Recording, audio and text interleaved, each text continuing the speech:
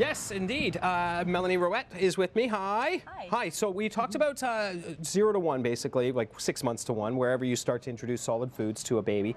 Now we're going to talk about really a food development time I think is crucial. Am I right about that? Absolutely. 1 to 6 years old, starting to introduce a wide range of foods. Would you recommend that? Absolutely. It's Okay. all about exposure at this stage. So we want kids to be exposed to lots of different flavors, textures, tastes, colors. Textures is really important. Absolutely. Yeah, because I can't to this day drink orange juice with pulp. And I think it's because it wasn't introduced to me early enough, maybe. I don't know. Could have been. Yeah, but everybody I know is like, it's like you squeeze the orange, it's so good. I'm like, yeah, okay. So anyway, I digress. Let's talk about some of those foods that are good ones to introduce early. Well, we want to make sure that there's a nice exposure to different fruits and vegetables. Yes. You also want to think outside of foods you might typically pick, because your kids might enjoy something that you don't. Yeah, and we were just talking about that off camera. I'm a picky eater. My wife is also a picky eater. Dangerous combination. Our kid eats everything. He's an amazing eater.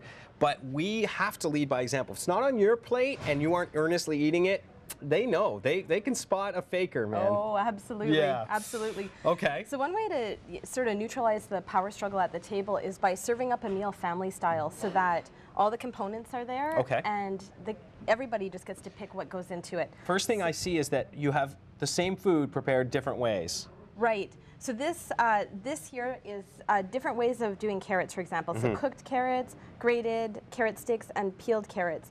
And you might find that your kid doesn't like cooked carrots, but they might like them raw, for example. So just trying those different ways, different textures can get them excited about it. Also, have a little fun with the food. Is that something you recommend? For sure, for sure. Here's something you can do really quickly that any kid will love.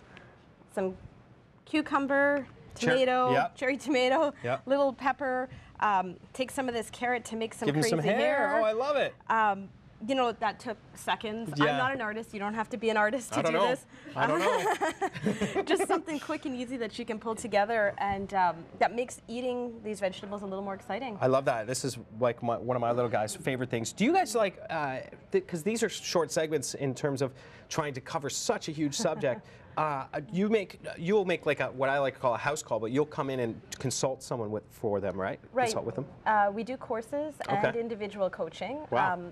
We have locations in Barrhaven and Ottawa East where where people can come to us, or if a group of parents get themselves together, we'll go to them. So we've lately done a lot of Saturday nights. Oh, so like a party. You could actually make it into like a little bit of a party where it's like a nutrition party, and for moms. And you know what? The dad's gonna stay home with the baby that night. Yeah. And moms get out and have a good time. Learn a little bit about the age and stage that they're at. I like that idea. Yeah. Let's. Can we make like a wrap of some sort? Sure. Well, we were going to talk a little bit about fajitas in terms of that idea of letting everyone choose what goes into it. So we've got all the fixings here for fajitas. So whole grain tortilla wrap. Big time. Those are so delicious anyway. I find they taste better than with a white wrap, right? Yeah, they've got a little more flavor. Then you might do something like peppers and onions. We like to use, Tummy Thyme has a recipe for a low salt Mexican spice blend. So instead of using the packaged stuff that's full of salt. So hard to avoid salt. So yeah, you can do that. You can make your own, and then you mix in the water, and it becomes a nice little fajita base. This is a superfood right here. This thing right here, avocado. Love avocado. And you can do anything with it almost. You can whip it up. You can cut off chunks. You can do whatever you want. Absolutely. It's such a great source of omega-3 fats, which is great for developing children's brains. So yes. Brains are important. They are. I could have used some more. And some black beans. Some black beans. So your protein, you'd want some kind of protein in your fajita. So it could be chicken, beef. You could use something like black beans. I know a lot of people have issues with dairy. Cheese is good. Depending on the child, obviously. Yeah, as long as you don't have any reactions to it, absolutely. And again, there's some fats in there which are crucial for children's development. So, and kids generally like cheese. Yeah, exactly. So do big kids. Yeah. Just saying.